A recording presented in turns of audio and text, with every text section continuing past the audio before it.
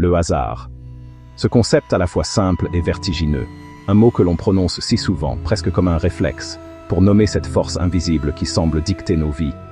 Un mot qui semble expliquer l'inexplicable, un mot derrière lequel l'être humain se cache quand il n'arrive pas à comprendre ce qui se passe dans sa vie, ou pire, quand il refuse d'en assumer la responsabilité. C'est le hasard, dit-on avec une fausse modestie quand on réussit sans comprendre pourquoi.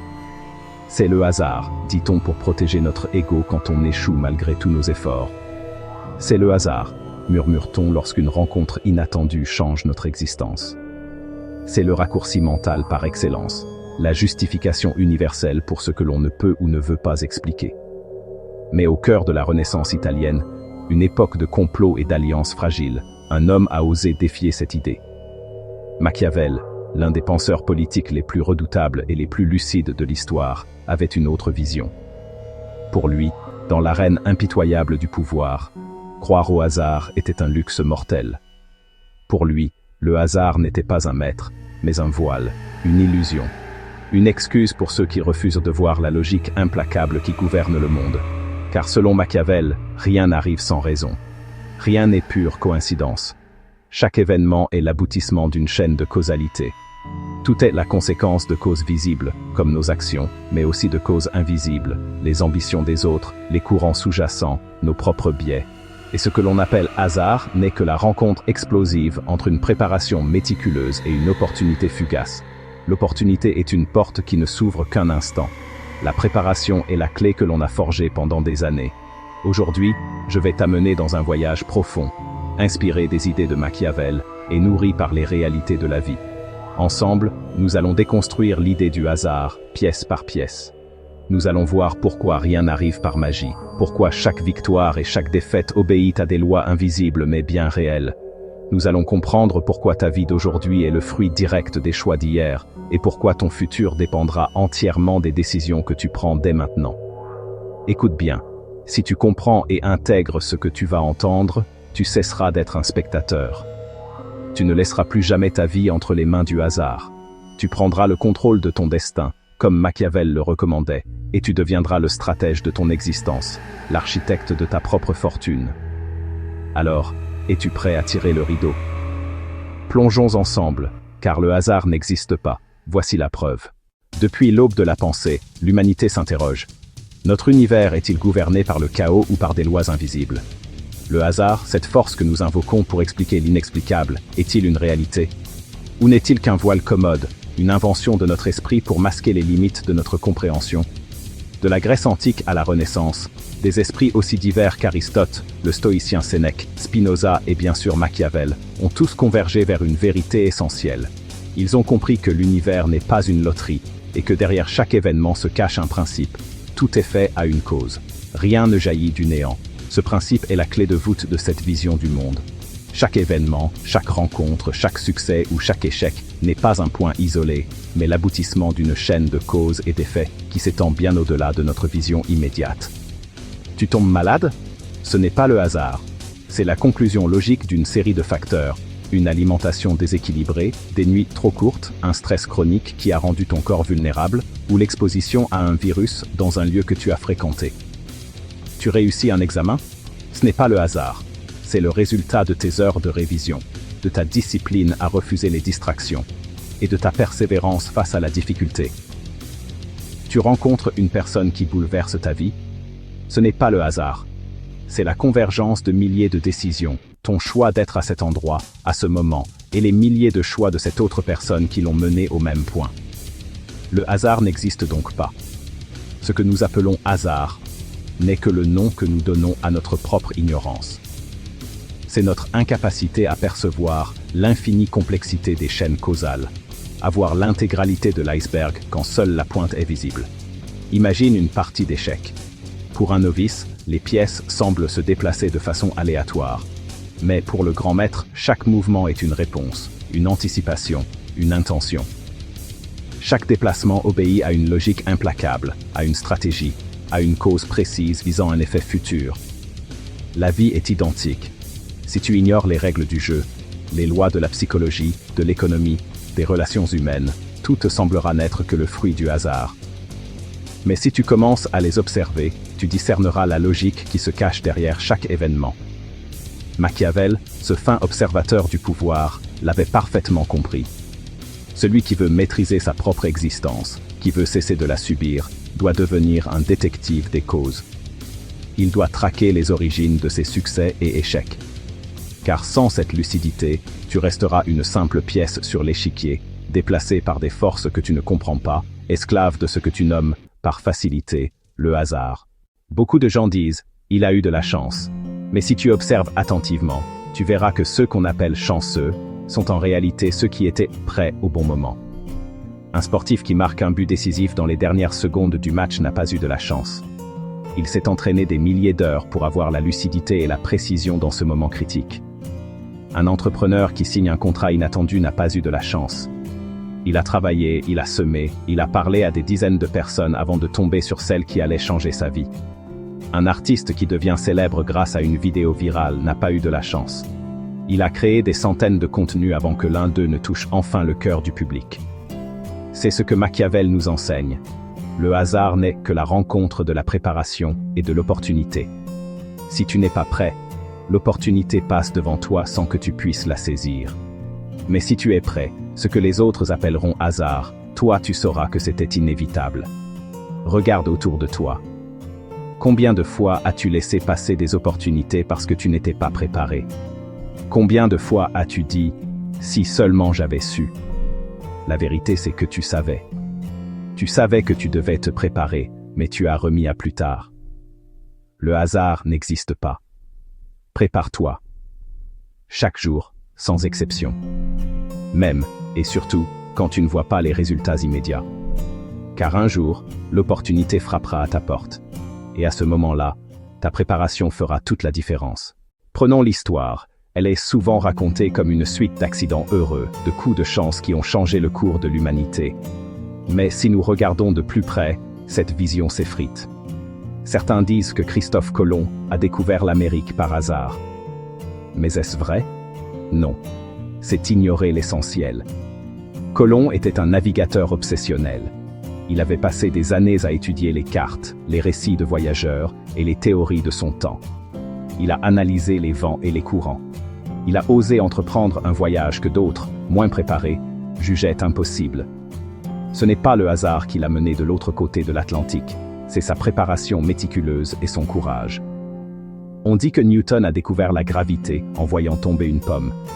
Un simple hasard? Non. Des milliers de personnes avaient vu tomber des pommes avant lui, sans y voir autre chose qu'un fruit. La différence, c'est que l'esprit de Newton était préparé. Il était déjà saturé par des années d'études en mathématiques et en physique, obsédé par le mouvement des planètes. La chute de la pomme n'a pas été la découverte, mais le déclic. Son esprit préparé a fait le lien que d'autres n'auraient jamais vu, connectant le terrestre au céleste. Mais si tu examines de près, tu vois tout autre chose. L'iPhone est l'aboutissement de décennies d'expérimentation, y compris des échecs comme le Newton MessagePad. Jobs et son équipe ont synthétisé des technologies existantes avec une obsession pour la simplicité. Des années de recherche, des centaines de prototypes, des milliers d'heures de travail acharné pour peaufiner chaque détail. Rien n'est né du hasard. Tout était le fruit d'une intention et d'une préparation obsessionnelle. Même dans la vie quotidienne, ce que tu crois être du hasard n'en est pas. Tu rencontres une personne qui t'ouvre une nouvelle porte? Pense à la chaîne de décision qui t'a mené à cet endroit, à ce moment précis. Tu tombes sur un livre qui change ta vie? Tu es allé dans une librairie où tu as navigué sur Internet parce que ta quête intérieure te guidait. Ta préparation, c'est ton état d'esprit, ta curiosité, ton ouverture au monde. C'est ce qui te rend réceptif aux opportunités. L'histoire le prouve. Le hasard est le nom que nous donnons à une causalité que nous ne comprenons pas encore.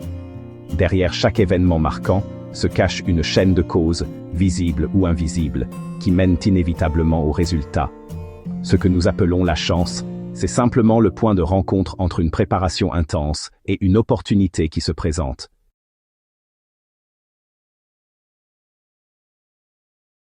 Chapitre 5. L'art de se sauver soi-même. Dans le grand théâtre de la vie, nous attendons souvent un héros, une main tendue. C'est une illusion confortable.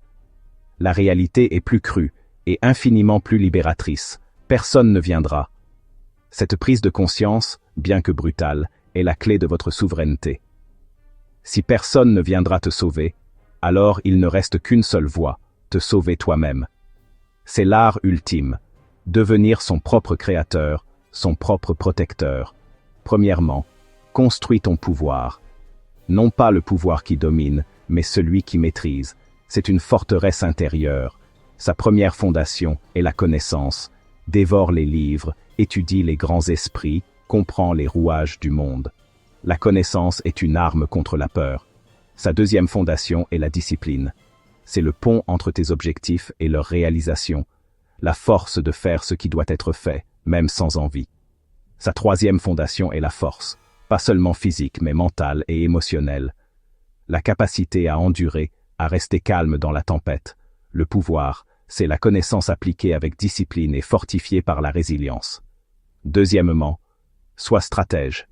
La vie n'est pas une bagarre, c'est une partie d'échecs. La force brute ne suffit pas. L'intelligence gouverne le monde. Être stratège, c'est anticiper, comprendre que chaque action a une réaction. Ne subis pas les événements, provoque-les. Planifie avec patience et une vision à long terme. L'intelligence permet de transformer les obstacles en opportunités. Pense plusieurs coups à l'avance, et le monde deviendra ton échiquier. Troisièmement, apprends à manier la peur et le respect. L'amour est volatile, le respect est solide. Mais le respect sans une once de crainte peut devenir du mépris. Machiavel l'a dit, il vaut mieux être craint qu'aimé, si l'on ne peut être les deux. Ce n'est pas un appel à la tyrannie, mais au réalisme. Être craint signifie que les autres comprennent qu'il y a des conséquences à te nuire. C'est établir des frontières claires. Le respect est la reconnaissance de ta valeur. La crainte est la reconnaissance de ta capacité à la défendre. Quatrièmement, agis. La connaissance et la stratégie sont vaines sans l'action. Ne reste pas spectateur de ta propre vie. Descends dans l'arène.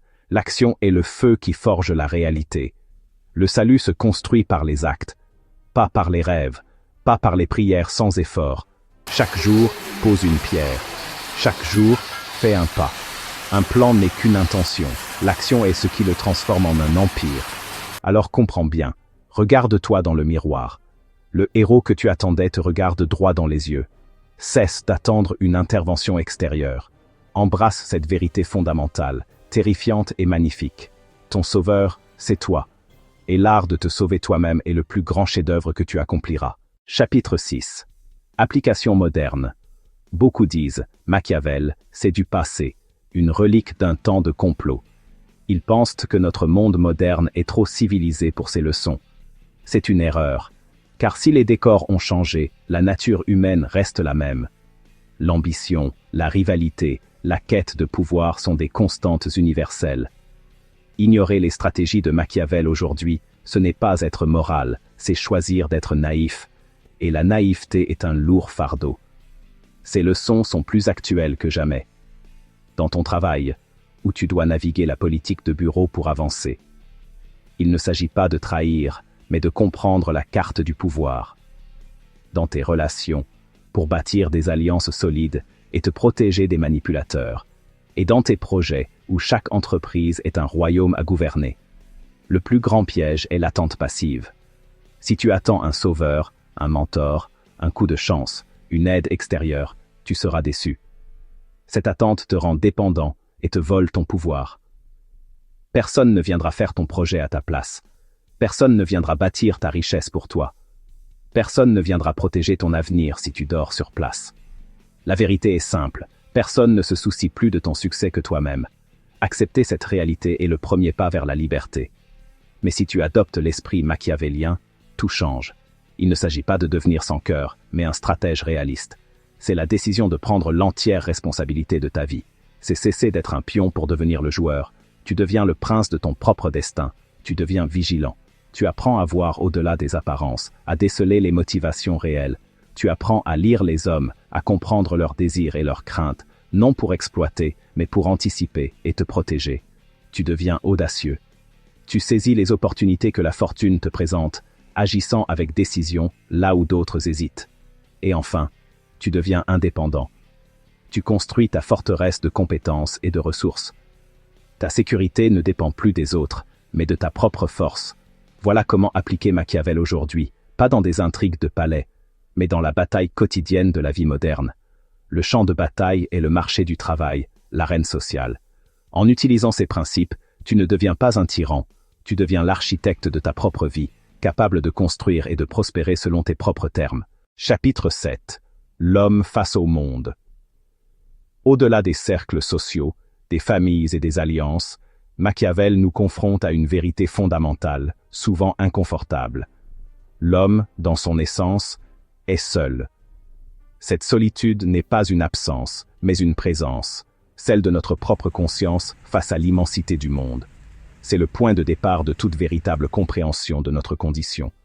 Nous naissons seuls, nous mourrons seuls, et entre ces deux points, nous portons seuls le poids de nos choix et de nos destins. Imaginez ce moment. Le sol se dérobe sous vos pieds. Les structures que vous pensiez solides, votre carrière, vos relations, vos certitudes, se fissurent et s'effondrent.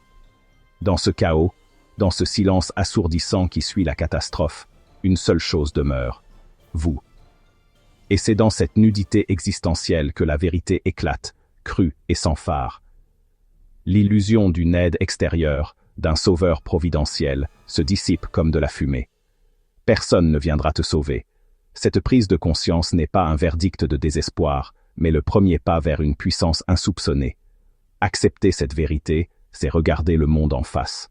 La vie est une lutte incessante, une tempête où il faut sans cesse naviguer. Le monde, dans sa grandeur, est indifférent à nos destins individuels. Il n'est ni bon ni mauvais, il est simplement. Et les hommes, poussés par leurs propres désirs, leurs peurs et leurs ambitions, ils sont, par nature, égoïstes. Non pas par méchanceté pure, mais par instinct de survie. Attendre l'altruisme désintéressé comme une règle est une erreur de jugement. Comprendre cela, ce n'est pas devenir cynique, c'est devenir réaliste. Face à cette réalité, 3 vertus deviennent non pas des options, mais des nécessités. La force d'abord. Pas la force brute, mais la résilience de l'esprit, la capacité à encaisser les coups et à se relever. Car dans l'arène du monde, la faiblesse invite la prédation. Si tu n'es pas fort, tu seras écrasé. Ensuite, la lucidité. C'est le scalpel de l'intelligence qui dissèque les apparences pour révéler les intentions cachées. Si tu n'es pas lucide, tu seras trompé. Enfin, le courage. C'est le moteur de l'action, la clé qui permet de s'échapper de la prison de la peur. Si tu n'es pas courageux, tu resteras esclave. Mais voici le paradoxe. C'est en embrassant cette solitude fondamentale que tu trouves la véritable liberté. Libre de l'attente, libre de la déception, libre du besoin de plaire. Quand tu cesses de chercher un appui extérieur, tu es forcé de construire tes propres fondations, solides et inébranlables. Quand tu comprends que tu ne peux compter que sur toi, tu deviens enfin prêt. Prêt non plus à subir, mais à agir. Prêt à lutter. Non pas par goût du conflit, mais parce que toute existence de valeur est un combat contre l'inertie et la médiocrité. Prêt à bâtir. Car une fois les ruines déblayées, il te faut construire ta vie sur tes propres termes, pierre par pierre. Tu deviens l'architecte de ta propre forteresse. Et enfin, prêt à vaincre. Vaincre les obstacles, certes, mais surtout, vaincre l'ennemi intérieur, le doute, la paresse, la peur. La plus grande victoire est celle que l'on remporte sur soi-même. C'est là que l'homme seul, face au monde, devient le maître de son univers. Conclusion. Alors retiens cette leçon. Tu peux continuer à rêver d'un sauveur. Tu peux continuer à attendre. Mais sache-le, personne ne viendra te sauver. Ton salut dépend de toi seul. Machiavel l'avait compris. Le monde n'appartient pas à ceux qui espèrent, ni à ceux qui prient. Le monde appartient à ceux qui osent, à ceux qui prennent, à ceux qui construisent. Alors cesse d'attendre. Relève-toi. Agis. Parce que la vérité est simple. Si tu ne te sauves pas toi-même, personne ne le fera.